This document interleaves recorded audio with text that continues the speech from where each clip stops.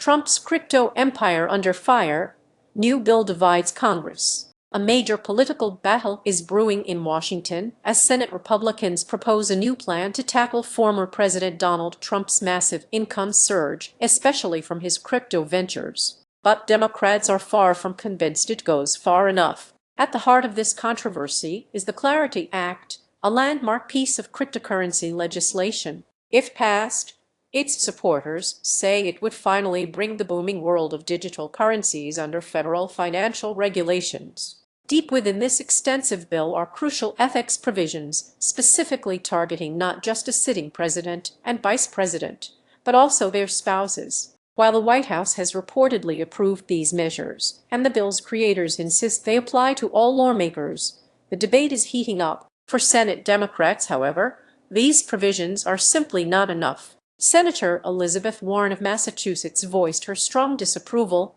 stating that calling something an ethics provision means nothing if it doesn't prevent a president from openly profiting off crypto or using it as a vehicle for bribes. The proposed safeguards are clear. Federal officials would be barred from creating their own digital currencies for profit, promoting crypto, or endorsing it. It also mandates a divestiture or blind trust requirement 1 year after the bill becomes law and requires the disclosure of any crypto sales. Officials would still be allowed to own crypto. Republican Senator Cynthia Lummis of Wyoming, a key figure behind the Clarity Act, explained that the goal isn't to craft legislation around one individual or a specific 2-year term. Instead, she aims for a bill that will fairly serve all branches of government, the House, Senate, Judiciary, and Executive, for the long term. Lummis acknowledged the challenge, noting that many Democrats are laser-focused on President Trump. She pointed out that even though Trump has reportedly agreed to either place his digital assets into a blind trust or divest from companies profiting from them, Democrats still find it insufficient. While there are other concerns with the overall package, the ethics provisions have become a major sticking point. The reason? Donald Trump's income between 2024 and 2025 reportedly skyrocketed by an astounding 250%, jumping from just over $620 million to an estimated $2.2 billion.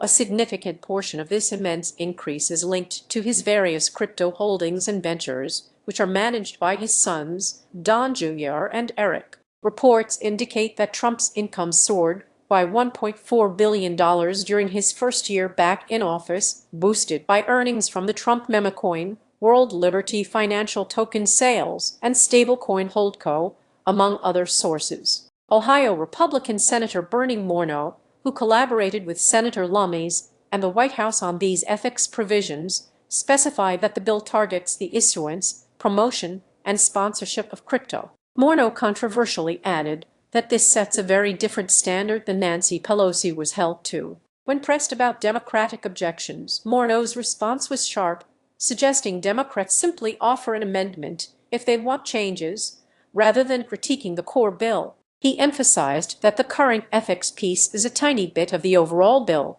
implying that it's designed for further adjustments. However, Democrats highlight a critical loophole.